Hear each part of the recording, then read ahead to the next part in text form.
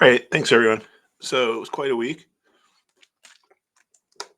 but to me it looks like things are kind of firming up here, and it's going to be pretty clear. I think when the next leg up is going to happen, and I will show you this. Right, once again, we always talk about these important price levels. So where did the S&P rally end today? Right around this 535 level, but we're kind of building here, right? Higher lows.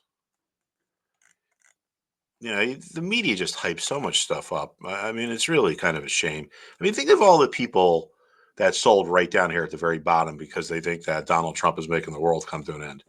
And now the market is up, you know, 10% since then. And if these people weren't listening to the media, they wouldn't have done these silly things, right? I mean, I think the market's firming up. But here's what we got to watch, right? So will the S&P get through 535? If we look at the sectors that make up the S&P 500, we can see that the top three are tech, which is 30%, financials, which is 14, and healthcare. So we're talking about 45% of the market, almost half the market if we look at these sectors. And here's what I want you to focus on.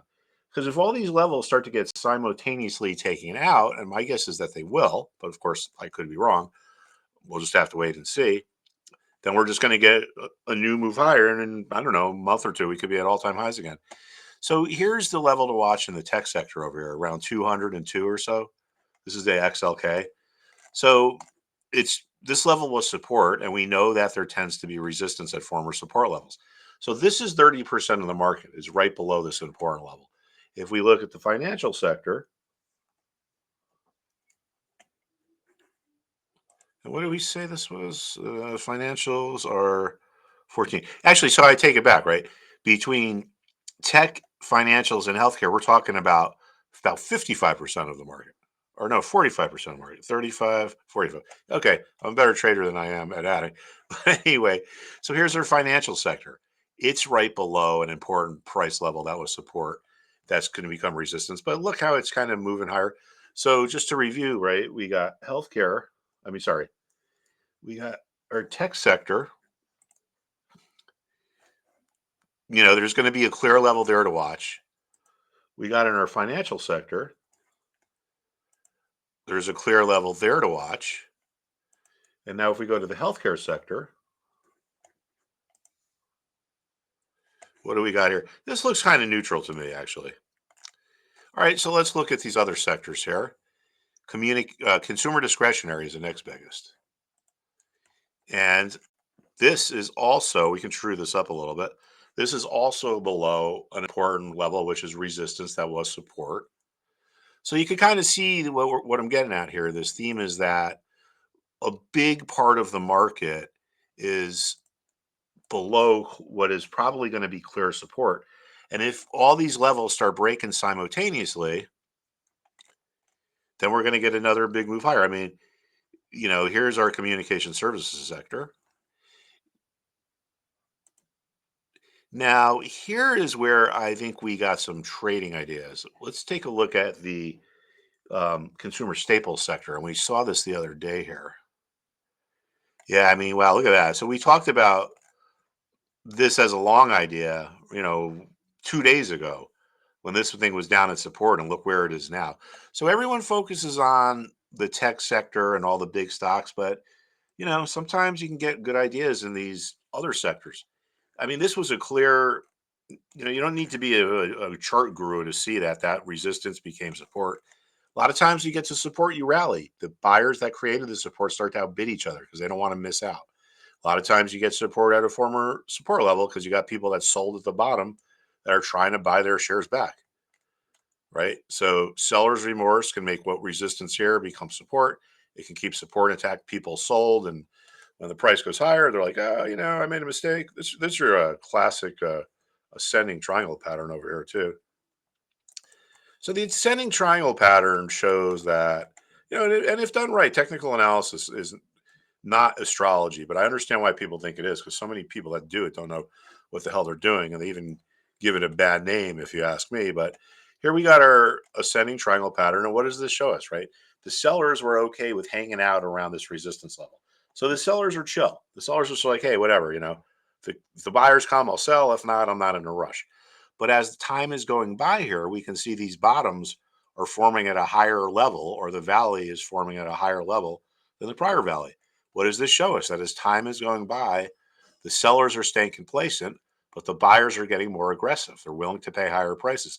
The ascending triangle pattern is a graphical illustration of complacent sellers, aggressive buyers. And regardless of the market, if you have complacent sellers and aggressive buyers, the stage is set for a move higher. So that was our breakout. You can see the resistance turn into support. Sellers remorse again, right? People sell and goes higher. Like, if it gets back to my price, going to buy my shares back. And so we found a bottom. That's the former bottom because of seller's remorse. Now we can go look within the sector, just like we look at what sectors are in the S&P 500. We can look at what stocks and what industries are in the sector. So this is where we had a trading idea, or I don't even remember. I talked so many places. Um, I think it was something we talked about. Anyway, so we can see Procter and Gamble is the third biggest. Costco, Walmart, Procter and Gamble. So we could just look at, Costco didn't look that compelling.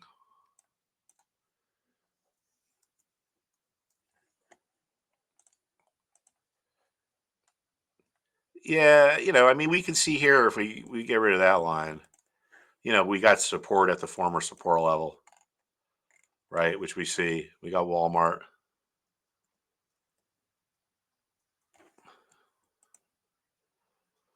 Yeah, that's really kind of moving higher. Yeah, I mean, even here you can see the resistance. The resistance here became support, and then it became support again.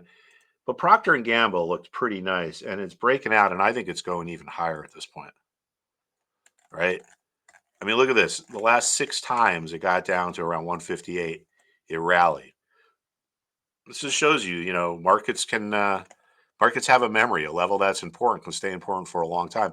So the stock rallied, and where did it hit resistance for 2 days? The level that was support. And now we broke out. If the market holds or starts to move higher, it's going to be, I think, some good ideas here. Or this might outperform. But anyway, keep that on your radar screen. What else did I look at today? Oh, Charles River Labs is another interesting potential trade idea here. So we get this mass sell off, and lo and behold, look at where we found support within a few points of the COVID crash. So oversold at a level where there's a good chance that there's going to be some support.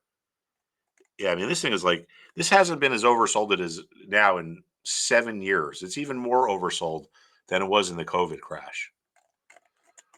So this could be a potential way to get. I mean, you could buy the S&P if it looks like it's going to go higher, obviously, but there's going to be things that move higher faster or by a greater percentage. The S&P is an aggregate of 500 stocks.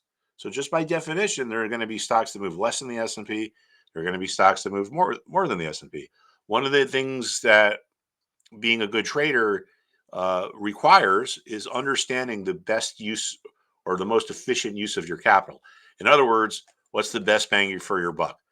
Maybe the S&P goes up 2%, and if you're in that and you're up 2%, that's great. But if the S&P goes up 2%, there's a lot of stocks that are going to be up maybe 3, 4, 5%, and this could be one of them. So Charles River, market memory oversold. Let's look at the volume.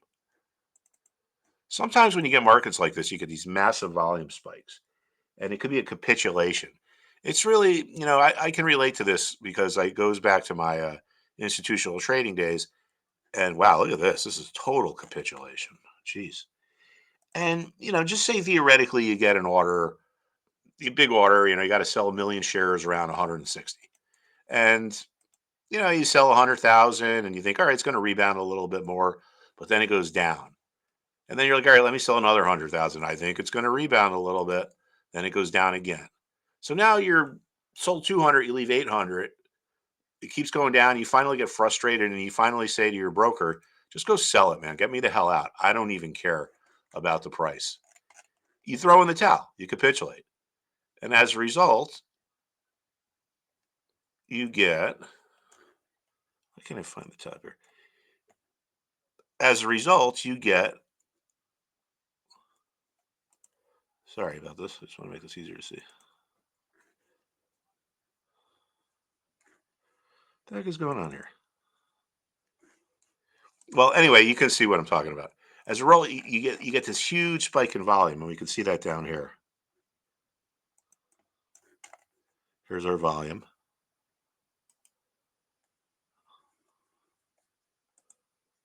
All right, there we go. That's what I was looking to do. So you see all the volume that traded? I mean, we had a big spike there. Sometimes you can get capitulations on the top side as well.